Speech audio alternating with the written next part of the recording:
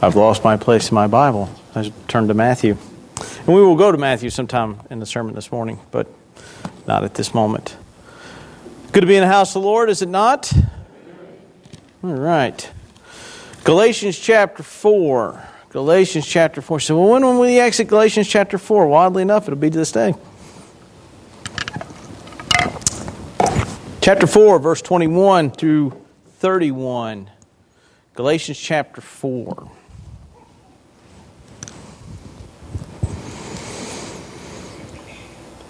Tell me, you who wish to be under the law, do you not listen to the law? For it is written that Abraham had two sons, one by a slave woman and one by a free woman. But the son of the slave was born according to the flesh, while the son of the free woman was born to the promise. Now, this may be interpreted allegorically. These women are two covenants. One is from Mount Sinai, bearing her children for slavery. She is Hagar. Now Hagar is Mount Sinai in Arabia. She corresponds to the present Jerusalem, for she is in slavery with her children. But the Jerusalem above is free. She is our mother. For it is written, rejoice, O barren one who does not bear. Break forth and cry aloud, you who are not in labor. For the child of the desolate one will be more than those of the one who has a husband. Now you, brothers, like Isaac, are children of the promise. But just as at the time he who was born according to the flesh persecuted him, who was born according to the Spirit, so also it is now. But what does Scripture say? Cast out the slave woman and her son, for the son of the slave woman shall not inherit with the son of the free woman. So, brothers, we are not children of the slave, but of the free woman. What we got going on here? Well, let's take another sip of water. What we have going on here? We've been talking over the last couple of weeks how Paul has been making the case that if you wish to live by law, if you wish to live by legalism, that you are imprisoning, you are self-imprisoning yourself and shackling yourself to a false doctrine. And the Judaizers have been coming back with some counter-arguments, and the new counter-argument is, but we are children of the promise to Abraham. We are Abraham's descendants, and therefore, as Abraham's descendants, we are children of the promise. And as we've noticed, if you go to Genesis chapter 17, in Genesis chapter 17, God promises to Abraham that He will give him an offspring. And in chapter 3 of Galatians, Paul tells us who the offspring is. And for centuries and millennia, the Jews believed that the offspring was Isaac. Paul tells us in Galatians chapter 3 that the offspring is Christ. And so has now changed that relationship. And so now we see here the Judaizers come back and say, but we are descendants of Abraham. And the reason why they do this is because still within this legalistic or law mindset is this concept that what Paul is teaching is cheap grace. See, if salvation comes by faith alone and there's no work involved, then it's cheap. You didn't do anything for it. You didn't earn it. How can you prove that you meant it? It's cheap. It's kind of like when folks go, it's hard to believe that Adolf Hitler, as evil as he could be, in the last few seconds of his life, before he took his own life, if he had accepted Jesus Christ, would God let him into heaven? That's cheap grace. See, look at the vile things this man did in all of Europe, to the Jews, to the Gypsies, to the Poles, to the Czechs, to the Italians, to everywhere he went, to Britain when he had it leveled, or darn well tried. And then in the last seconds, he decided to convert to Christianity. And now he gets out of jail free. That's cheap grace. He didn't fix anything. And see, we get that in our head, and we go, but no, there's got to be something we do. And the Judaizers have making this counter-argument. Paul is teaching cheap grace and is trying to invalidate who is the people of God with this cheap grace that he keeps trying to peddle.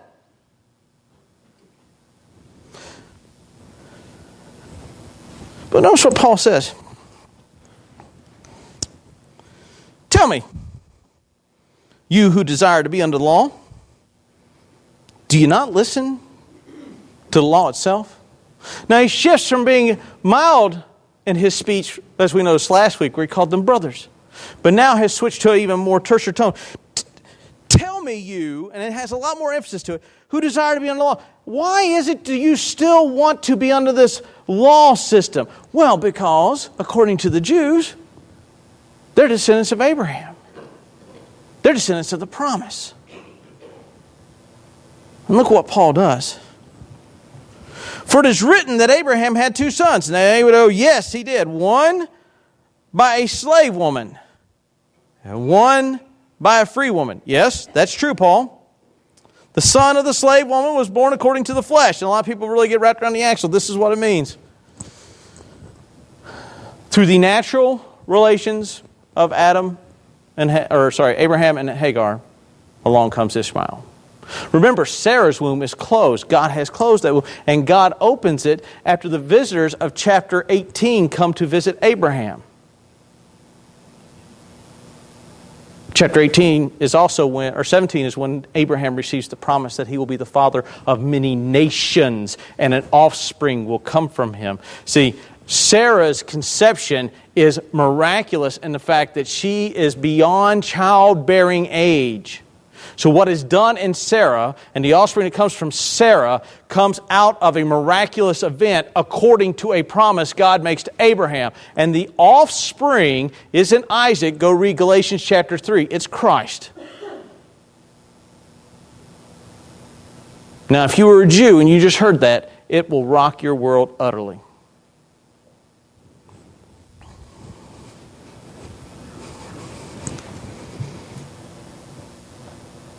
Well, the free woman was born through the promise. Now, this may be interpreted allegorically. Another way to translate that, F.F. Bruce, a great, he's passed on now, New Testament scholar. This may be taken more as a spiritual object lesson. Doesn't really truly fit the concept of allegory in its more defined stance. You want to use the word, use the word.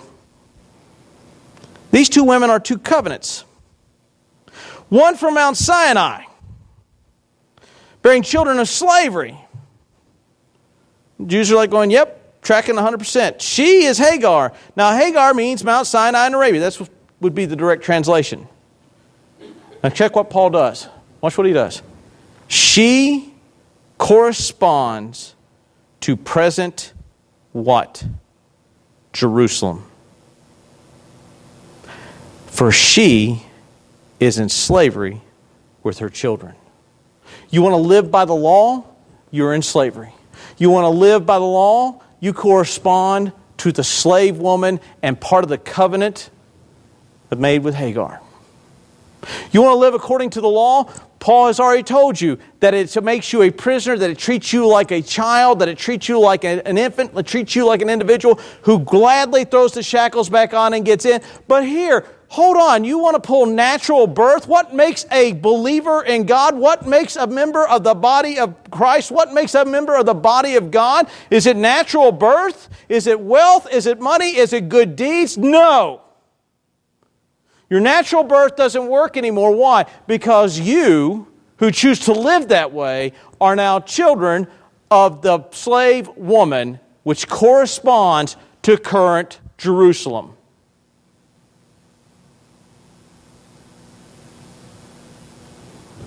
That's hard. And that's a hard pill for the Judaizers to take, because for all their time they've been taught we're the people of God. Folks, there's been one people of God, there's been one method of salvation, there's been one means of atonement. You say, I don't believe so. Well, okay. Let's turn over to Hebrews chapter 11. I will not read for you all of chapter 11, but I will read for you all the sections that say by faith. Starting with verse 1. Now faith is the assurance of things hoped for, the conviction of things not seen. For by it the people of old received their commendation. By faith we understand that the universe was created by or of God. Notice it didn't say by law here. So here's the thing. You want to argue with atheists, you want to argue with individuals that aren't Christians about how the earth came into existence. Folks, Paul's telling you right here that unless they understand or are people of faith, they have no real ability to comprehend whether the day-age view or the 7 literal day view of creation won, because they don't understand the God that made it. Verse 4, by faith, Abel offered to God a more acceptable sacrifice than Cain. Not by law, by faith. By faith, verse 5, Enoch was taken up so that he would not see death. Verse 6, and without faith it is impossible to please Him. For whoever would draw near to God, now this is written about Old Testament guys. By faith it is impossible to please God. For whoever would draw near to God must believe He exists and that He rewards those who seek. Notice it didn't say by law there. By faith, Noah, being warned of God concerning events yet unseen. Verse dropped down a little bit further. By faith, this he condemned the world and became an heir of the righteous that comes by law. It's because Noah's in the lineage that creates the Jews. By law? Nope. That comes by faith. Verse 8, by faith Abraham obeyed when he was called to go out to a place that he was to receive as an inheritance. By faith he went. By faith Sarah received powers to conceive even when she was past the age, since she considered himself faithful who had promised. These all died in law, in faith. Verse 16. But as they desire a better country, that is a heavenly one. Therefore God is not ashamed to be called their God, for he prepared for them a city.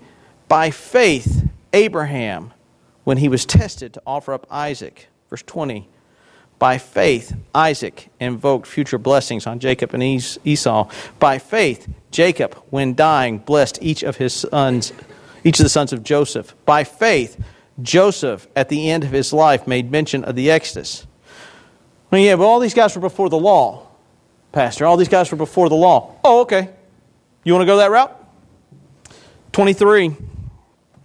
By faith Moses, when he was born, was hidden for 3 months by his parents. By faith Moses, when he had grown up, refused to be called the son of Pharaoh. By faith he left Egypt. By faith they kept the Passover and sprinkled the blood so that the destroyer of the firstborn might not touch them. By faith the people crossed the Red Sea. By faith the walls of Jericho came falling down. By the way, the walls of Jericho happens after or before the law comes? After. By faith Rahab the prostitute did not perish.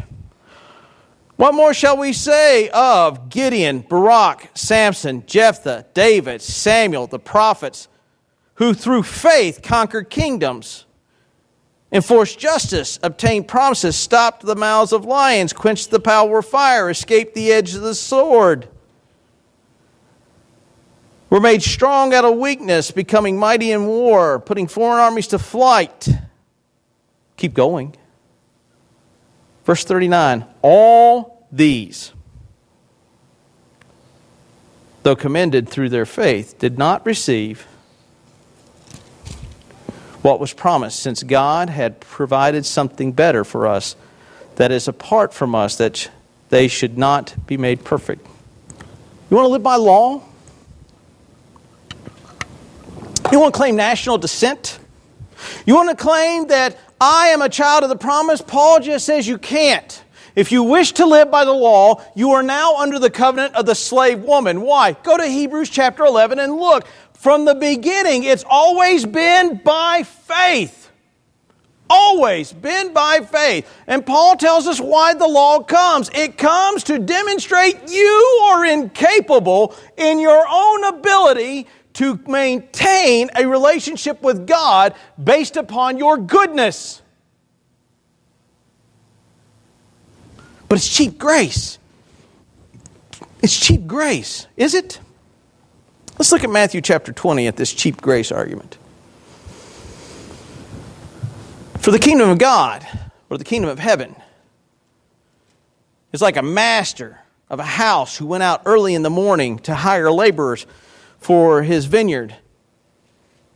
After agreeing with the laborers for a denarii for the day, he sent them into the vineyard. And going out about the third hour, he saw others standing idle in the marketplace. And he said to them, "You go into the vineyard too, and whatever is right, I'll give you."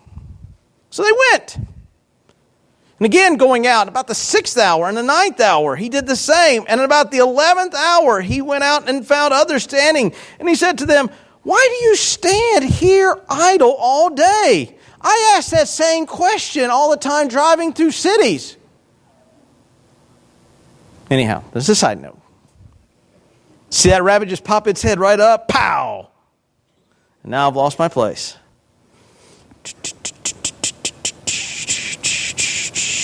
Idle all day. There it is. They said to him, "Because no one has hired us." So he said to them, "You go into the vineyard too." And when evening came, the owner of the vineyard said to his foreman, "Call the laborers and pay them their wages, beginning with the last up to the first." And those hired about the 11th hour, each of them received a denarii. Now when those who had been hired first, they thought they would receive much more. But each of them also received a denarii. And on receiving it, they grumbled at their master, saying, "These last worked 1 hour." That's a great deal if you were the guy last, right? It's kind of like the motto, if you wait till the last minute to do something, it only takes a minute to do something.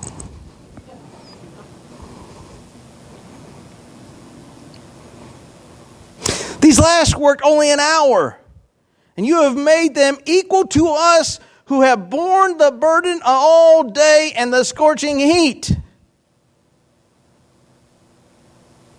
See, God's a capitalist right here. But he replied to them, "Friend, am I doing you wrong? Did you not agree with me for 1 denarii? Take what belongs to you and go." Take what belongs to you and go. "I choose to give to this last worker as I choose to give to you. Am I not allowed to do what I choose with what belongs to me? Or do you begrudge my generosity, so that the last will be first and the first will be last?" Do you begrudge God's generosity in this passage because he decides or just saves individuals who might have escaped the fire at the last minute or have not put in as much time in grade or much time in the field? See, cheap grace is the argument, but look at what Jesus says. Look, it's not cheap grace. Though you might have been saved at a younger age, or you might have had to come out of the law, or that you might have had to be part of the children of promise, but now salvation comes, and while you have had kept the law all your life, it doesn't bring you salvation, and these individuals have it. Does it mean that it's cheap grace, or does it mean that God is merciful and kind and benevolent to those? See, the cheap grace argument is we've been longer than those over there. And Jesus says that doesn't matter. Nor should it matter. Nor should it matter in the argumentation that if Adolf Hitler accepted Jesus Christ in the last few seconds of his life before he killed himself, which would be oxymoronic in itself, but let's just use that for an argumentation of itself. You like that? That was pretty cool, wasn't it? It doesn't mean that the grace of God was cheap. We use that as a counter argument, trying to say, well, God's grace is so cheap because then I can live as I want. And then right at the end, accept salvation. That's kind of like the argument, I'm going to get in an elevator, and when it starts to collapse, I'm going to wait till it's 1 foot off the floor and take a jump up. Well, first of all, you have to understand that when you're a foot from the floor, so you can jump up, and since the floor is not translucent, you're going to have a hard time with that. You don't know when your life will end, and so you can't say, well, I'll wait till I'm on my deathbed, and then I'll accept Jesus Christ. Why? Because your death may come before you're old and on your deathbed. And so it is not cheap grace that God decides to give His grace and His salvific work alone to redeem individuals who cannot do it themselves. Nor does it mean that because you were born of a certain nationality, you get a pass. And everyone else must join and take on your laws so that they can be saved. They must not come and get circumcised and observe the dietary laws of a tradition which is legalistic and denies the effective work of Christ just so you can be saved. That's the Judaizer argument.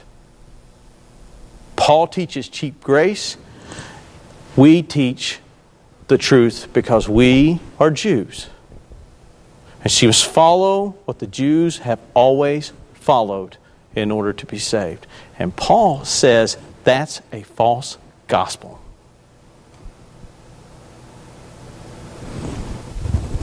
Well, then who are the people of the promise? But Jerusalem above, she is free. She is our mother. Our mother. For it is written, rejoice, O barren one who does not bear. Break forth with a loud cry, you who are not in labor. For the children of the desolate one will be more than those who are the one who is of. The children of the desolate one, the one whose womb has been closed, will be far more extant than the children of the slave. Notice the promise in Genesis chapter 17 says, not a nation will come from you, but nations, plural, will come from you. Paul sees this verse as a definite understanding of the situation between Hagar and Sarah and the demonstration that nations come from them. Now you, brothers, that'd be the Galatian Gentiles and also the Judaizers that accept Christianity by faith alone, not the ones that want to go back to law, but the Galatian Gentiles who by faith alone are saved. You, brothers, like who? Isaac, are children of the promise. What?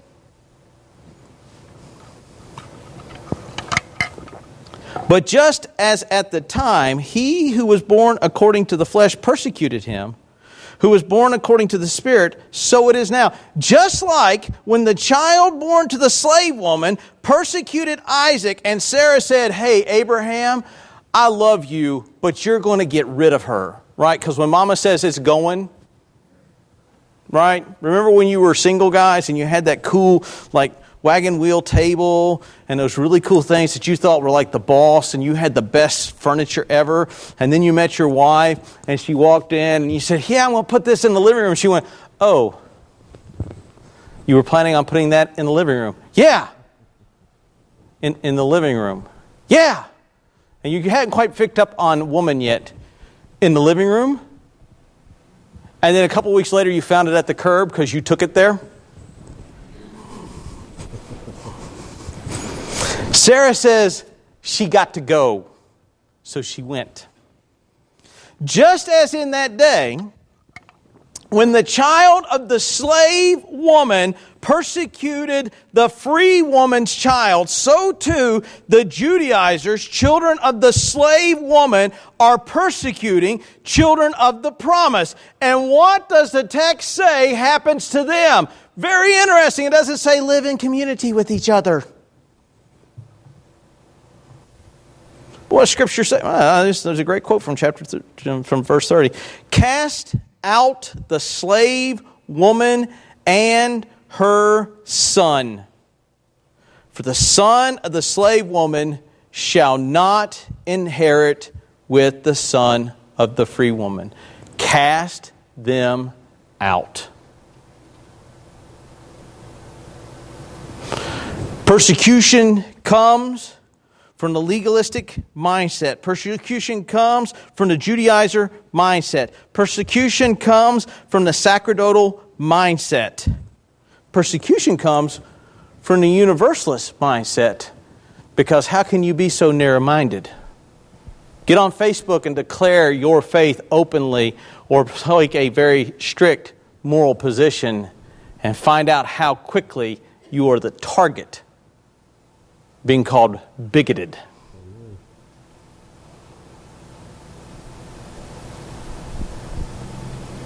Children of the slave, Children who are of a legalistic mindset are not there for your purpose. Notice that's what Paul said last week. They don't seek you out for your good. They seek you out for their good. And their purpose is to bring you under something other than Jesus Christ.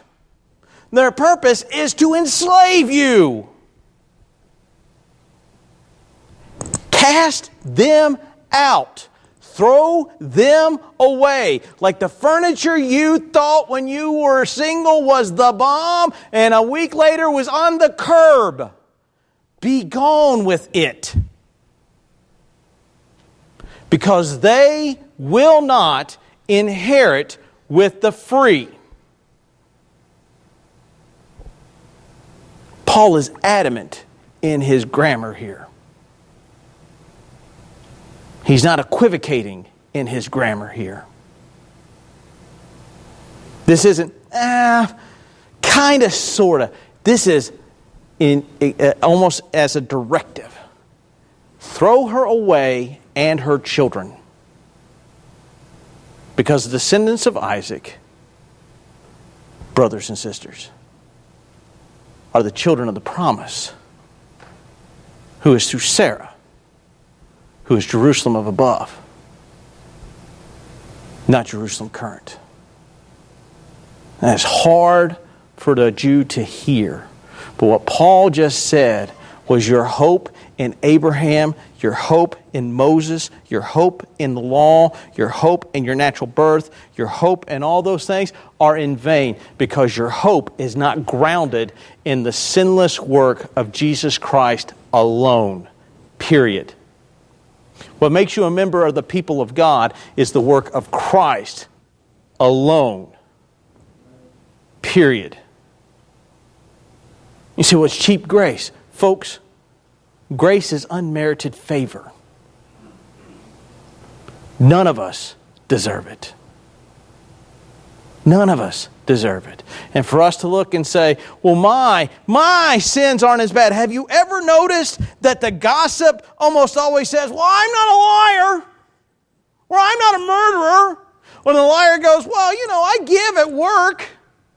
I do charitable projects. Have you ever noticed that we always seem to magnify the good things we do while downplaying the junk we know we shouldn't do? And we have the gall to look at Christ and Paul and say, this is cheap grace because I'm better. You're a gossip, you're a liar, you're a murderer, you're a cheat. Why? Because Jesus says you look at someone and commit unless you've committed adultery. You're an adulterer. Well, I didn't actually sleep with her. It doesn't matter. You've done it in your mind. Call someone a fool. You're a murderer. Well, I didn't actually stab him in the throat. Doesn't matter. We put those distinctions on. We use a sliding scale, and then we look at the situation where God comes and brings His grace and go, but I'm better because I've worked all day in the sun, and Hitler only did it for the last 30 seconds. That's not fair. No, what's not fair is that an innocent man, the God-man, takes your place at your execution and is executed for your crime, regardless of how small it is. You don't play the fairness argument all day long? That's unfair. That's a travesty of justice done so that you can have a right relationship by grace alone, through faith alone.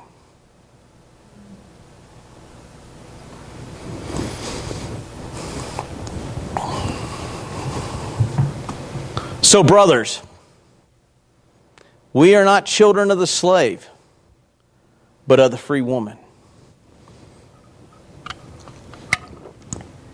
It's not by natural birth. It's not by national descent. It's not by wealth. It's not by money, deeds, works. It's not being a Unitarian. I go to heaven because I die. It's not by legalism. I go to heaven because I've checked all the blocks. Sacerdotalism, I go to heaven because I said a prayer, I've taken communion, I attended church, I did. These things do not save an individual. These things do not make a person a member of the people of God. These things merely hide the truth as to what we are, and that is wretches before a holy God. What saves? The work of Christ extended to you through grace, by faith, revealed to us through the Scriptures. That's what saves. Your works are insufficient. Christ's works are all sufficient. Legalism designed to show you and to make you puffed up. Grace exposes the wretches we are, but provides for us a means to obtain freedom and restoration to God the Father. If you're here today and you have tried to live a life by being good enough,